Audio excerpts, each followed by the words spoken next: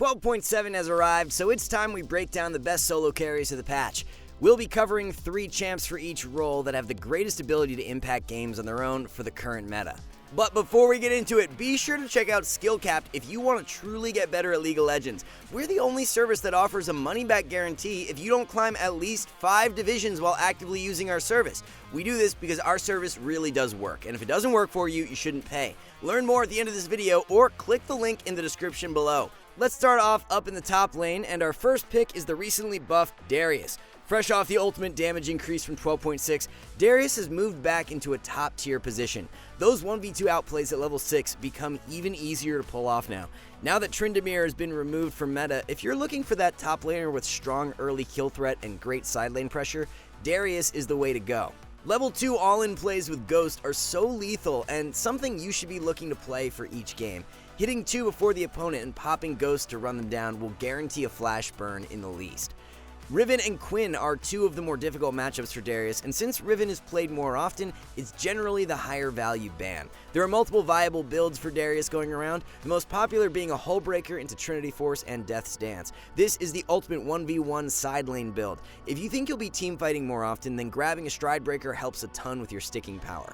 Runes are Conqueror with Triumph, Tenacity, and Last Stand. Best secondaries are Bone Plating and Unflinching. There's really no better time to be a Quinn main, as her most favorable matchups have seen a nice spike in play rate over the past patch. Darius is currently the most played top for the majority of elos, while Gangplank is also moving up as a result of his 12.7 buffs. It's not even fair as to how hard Quinn absolutely annihilates both those lanes. After you're done solo killing the enemy multiple times, unlike most other top laners, you actually have the ability to spread your lead. Once tower plates are down and there's not much more to gain from staying top, look to be proactive. Push sides and roam is the name of the game with Quinn, and due to her movement speed from ultimate, setting up flank plays and catching the enemy off guard is so easy. Malphite is the only losing matchup Quinn has in the current meta, so it's a no-brainer ban. The standard core build for 12.7 is a Shield Bow Rush into Stormrazor 2nd and Infinity Edge 3rd. Rune Page is Press the Attack, followed by Triumph, Alacrity, and Coup de Grace. As a result of the recent Ravenous Hunter removal, running Sorcery secondary has become more optimal. Just like Quinn, Garen has been another top laner who's been loving the way the solo queue meta has been shifting. Jack's shooting back up in priority after his 12.6 buffs are great for Garen, as he currently wins around 55% in the matchup. Jack's dodge from E is much less useful against Garen than other top laners, since Garen is less reliant on weaving autos to deal the majority of his damage. When you get a lead with Garen, it's so effortless to extend it, as messing up mechanically is nearly impossible due to his point-and-click damage. Trading around W cooldown is key, as you're pretty much guaranteed to win due to the tankiness it provides. Ranged matchups are the only detriment to Garen, so banning one of Uxin, Quinn, or Vayne is a good idea. The core build is a Stridebreaker Rush into Mortal Reminder 2nd and Deadman's Plate 3rd. Phase Rush has really shot up in popularity as of recent, and is currently winning more than Conqueror, so definitely give it a go in more difficult matchups. Volibear has cemented himself as a high priority jungler over the past couple patches and locks down a top 3 spot for 12.7. Jungle meta has seen a really nice shift away from Hecarim, Viego, and Xin Zhao, and with Volley buffed a couple patches back, everything has aligned quite nicely. Early skirmish power is very underrated with Volley, as he has the ability to proc PTA super quick, so if you get the jump on the opponent, there's no way of losing out. Chemtank completion is where you become a monster, as engaged power from Chemtank active combined with ultimate cannot be kited. Zhonya's 2nd is pretty sleeper on Volley right now, as we're seeing many pro players run the item, yet in solo queue it's not picked often at all. Since Volley has a bunch of AP ratios in his kit, the value from Zhonya's is surprisingly good. In games where you're snowballing and want to be constantly diving in, Zhonya's is the optimal pickup. As for runes, grab PTA with Triumph, Tenacity, and Last Stand. Nimbus Cloak and Water Walking work best for secondaries. Trailing right in behind Volley as a massive mover in recent patches is Nocturne. Of course, the buffs a few patches back were the leading factor to Noc's rise, but the way the jungle meta is positioned is also great. Noc really comes online at level 6, so the fact the spam gank meta of Xin and Hecarim has faded is so amazing. Nocturne is absolutely loving the recently buffed Death's Dance and Maw as core components of his build. Stride into Death's Dance 2nd and Maw 3rd provide so much durability, but there's no shortage of damage either. If you're playing against a jungler like Diana and the enemy team also has an AP mid laner, then grabbing Maw 2nd works extremely well too. Best rune page for Nocturne is Conqueror with Triumph, Alacrity, and Coup de Grace. Eyeball Collector and Ultimate Hunter are the optimal secondaries. One of the few junglers who has remained a stable top-tier pick for many patches now is Diana. The long-range dive power from Flash, Rocket Belt Active, and E gives Diana the most lethal teamfight for any jungler. There are few champions who can capitalize on the enemy team being grouped up as quickly and as punishing as Diana. Getting to where you can look for these plays is the only difficult part, as Diana doesn't have the craziest gank power pre-6. Once you hit 6 though, it's all about playing off the ultimate cooldown and looking for skirmishes whenever it's up. Setup has been very consistent as of late, running a Shadow Flame build into squishier comps and a Nashers into bruisers or tanks. For runes, pick up Conqueror with Triumph, Alacrity, and Coup de Grace. Free Boots and Cosmic Insight are the best secondaries. There is a broken new rune setup going around in 12.7, and one of its best abusers is Talon. You can roll with this setup for jungle or mid, however, it's much more underrated in the mid lane right now. First Strike in combination with Treasure Hunter is completely bonkers. This is the dream setup for any snowbally assassin, as you can generate so much gold early on to hit your core items with lightning speed. Ahri is a good ban to consider when playing Talon, as her charm and mobility make your life super difficult. Another massive perk to playing Talon is his build versatility. A bursty setup of Prowlers into Ghostblade and Edge of Night works great into squishier comps. If you're playing against more bruisers or tanks, then building Talon as a bruiser himself to match them works perfectly.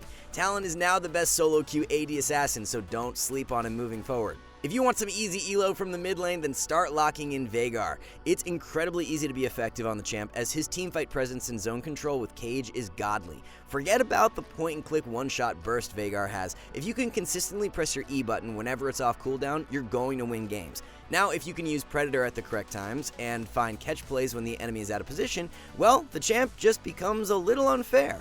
Everfrost into Rabadon's is the standard 1-2 punch, however third item can be very versatile. Anathema's Chains as a third purchase is becoming increasingly popular in recent patches, as Veigar V2 has been pushing the setup. Thanks to Veigar's passive, he can stack a ton of AP, so you don't really need more than 2 damage items. If there's that fed carry on the enemy team that keeps diving you, buying Anathemas will counter them super hard. Banning out Zed or Katarina is ideal when picking Veigar, as their mobility and burst is difficult to play around. Predator is the keystone with Taste of Blood, Eyeball Collector, and Ingenious Hunter. Roll with Mana Flow and Transcendence for secondaries.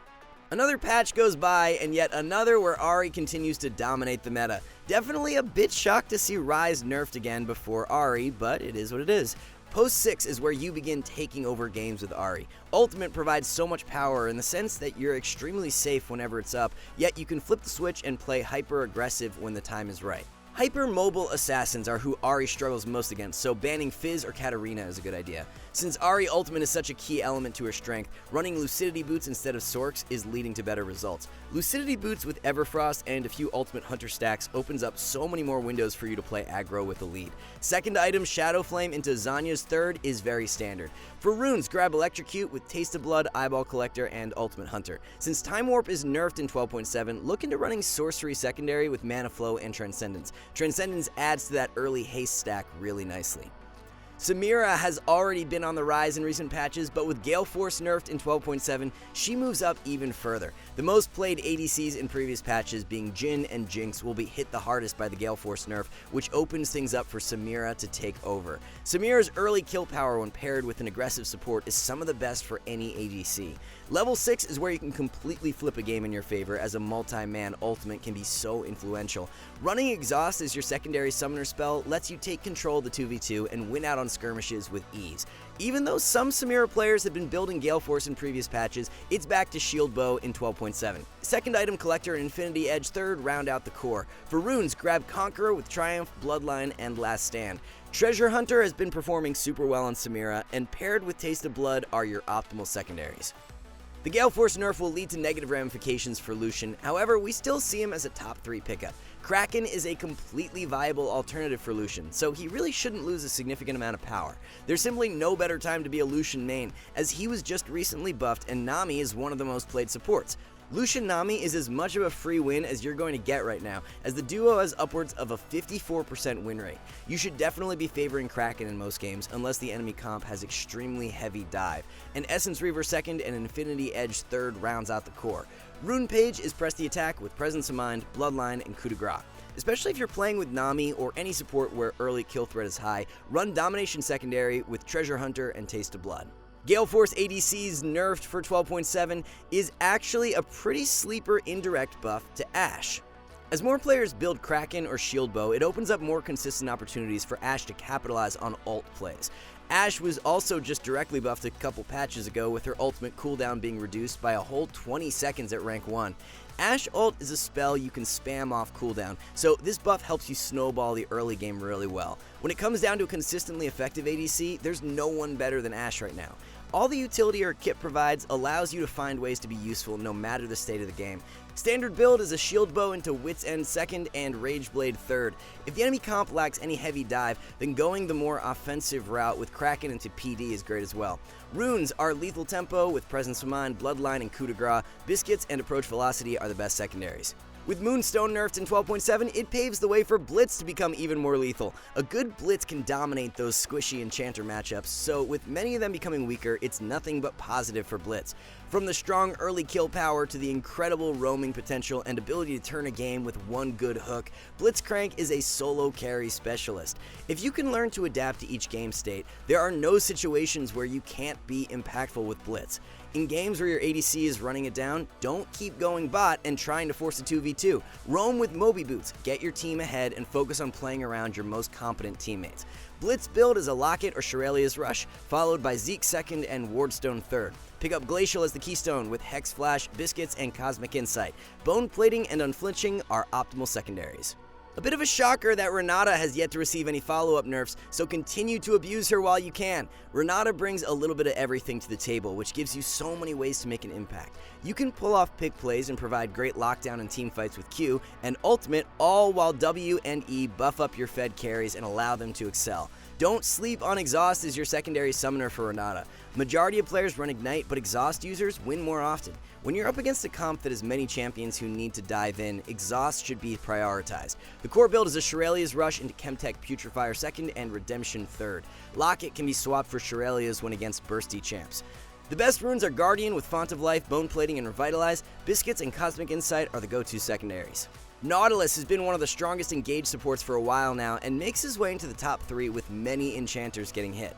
Recent shift in the ADC meta towards these hyper-aggro early game picks like Lucian and Samira has given Naut some added value as well. If you can play a good Samira-Naut lane, the duo can take over a game by themselves. Naut's Chain CC combo at level 6 is extremely broken and provides some of the easiest lockdown for any champion. As long as you can lead with your ult, there's no way Q should ever miss. You follow with passive and the enemy squishy is likely dead by then anyways. If you're someone who enjoys being able to pressure an early game lead, there's really no better support than Naut. Lock it into Zeke 2nd and Wardstone 3rd as the standard core build. Grab Glacial as the keystone with Hex Flash, Biscuits, and Cosmic Insight. Secondaries include Bone Plating and Shield Bash.